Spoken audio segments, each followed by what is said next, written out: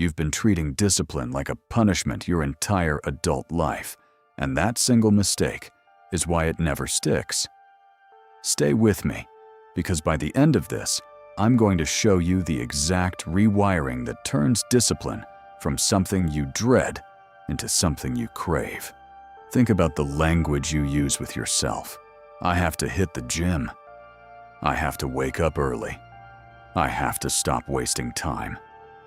Every one of those sentences is built on the same hidden assumption, that discipline is a cage, and you are the prisoner inside it, doing time until the sentence is over. No wonder you avoid it.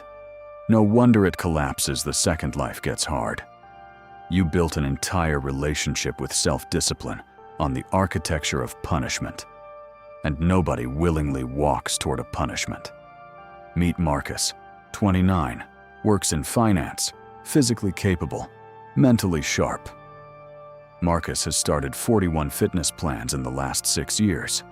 He knows this number because he counted, one late night, scrolling through old notes, app entries titled New Start, and This Time for Real. Every plan started with fire. Every plan died within 3 weeks. Marcus isn't lazy. His job requires more discipline than most gyms ever will, but every time he tried to apply that same discipline to himself, it felt like being sentenced, not like being built. The philosopher Friedrich Nietzsche wrote about something he called amor fati, the love of one's fate, the radical act of embracing difficulty, not as something inflicted on you, but as something that belongs to you, that you would choose again. Most people never apply that idea to discipline. They treat hard work as something that happens to them, imposed from outside, by a coach, a boss, a deadline, a version of themselves they're ashamed of. And anything imposed from outside gets resisted, consciously or not, the same way a body rejects a foreign object.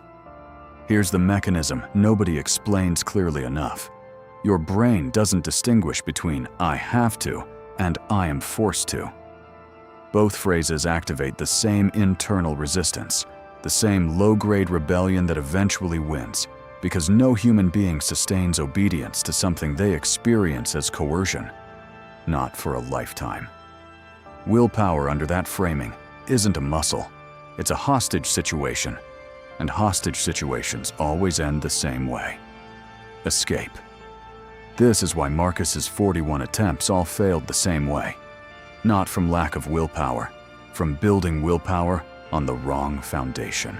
He was trying to punish himself into becoming someone new.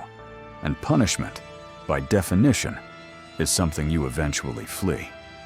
There's a name for the shift that actually works, and once you see it, you can't unsee it in your own life. Discipline as design, not discipline as punishment. Design means you're the architect, not the prisoner. You're not doing this to yourself. You're building something deliberately, the way a craftsman builds a chair he's going to sit in for the rest of his life. Nobody resents building their own chair. People only resent chairs someone else forces them to sit in. That feeling you have right now, recognizing the pattern but still not knowing how to break it, is exactly where most people stay stuck. Not from lack of awareness, from lack of a system. I built the Untamed Mind protocol for this.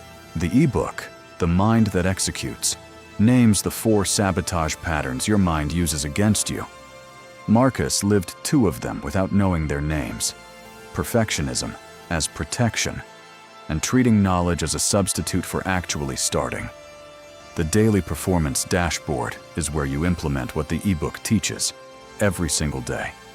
3 priorities: a focus timer, an evening reflection, no app to download, no subscription, no login. And the reprogramming audio works where knowledge alone doesn't reach, in the subconscious, before your phone gets to you in the morning, before the day convinces you tomorrow is a better time to start. 3 tools, 1 system, $9. Link in the description. The problem was never recognizing the pattern. It's what you do after you recognize it. Here's the turn I promised you at the start. The actual mechanism for making discipline feel like design instead of punishment. It comes down to one question, asked before every hard task. Am I doing this to myself or for myself? Those two phrases sound almost identical, but they activate completely different circuitry.